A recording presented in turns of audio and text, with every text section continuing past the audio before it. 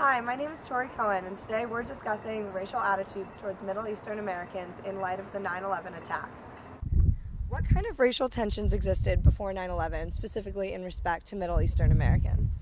Okay, so if you go back to the 1970s and you look at how the American media was portraying Arab Americans and Middle Easterners, you would see two basic kind of characterizations.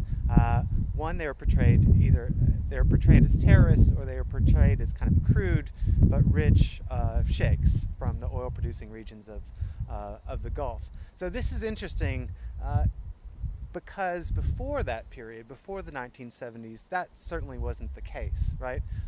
You had waves of immigration from the Middle East, particularly from Syria and Lebanon, and those people generally assimilated into American culture without any issue. Middle Eastern culture is based primarily around the religion of Islam, and although not all governments are the same, the structure and values of each state are very similar among the Arab countries. Unlike the business-centered American culture, Middle Eastern culture focuses more on interpersonal relationships and bonds among people. In business-centered America, one can go into a shop, buy an item, and walk out without having any kind of personal interaction with the shopkeeper. In the Middle East, that is uncommon, and can even be considered rude to not engage the shopkeeper in good conversation while in their shop. These interpersonal relationships are manifested the most in the family, where mutual respect, honor, and close family ties are paramount.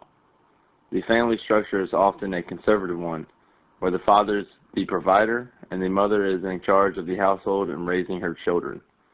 Gender roles in the Middle East are very conservative and may in some cases be considered oppressive to women, depending on personal point of view. The difference in family values and societal structure can have tremendous effects on people who migrate to the United States because there are great differences between the Middle Eastern and the Western ways of life. After September 11, 2001, it became increasingly difficult for Middle Eastern Americans to maintain their culture and their way of life in America without being targeted as threats, racially profiled, or discriminated against by the fearful and misinformed American public.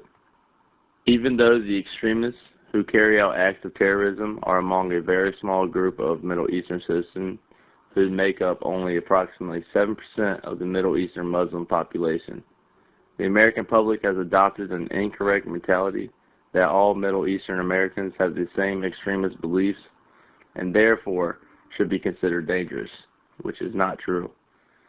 Some American extremists have attacked individual Middle Eastern Americans and sometimes have gone as far as attacking mosques and other places of worship. What kind of racially charged events have you experienced as a Middle Eastern American after 9/11? I think for me it was a little bit different because I was so young when it happened, but I feel like nowadays people just associate all Middle Eastern Americans with terrorism. Thanks for watching with us today as we discuss racial prejudice against Middle Eastern Americans after the 9/11 attacks. For the Virginia Tech Minority Report, I'm Tori Cohen.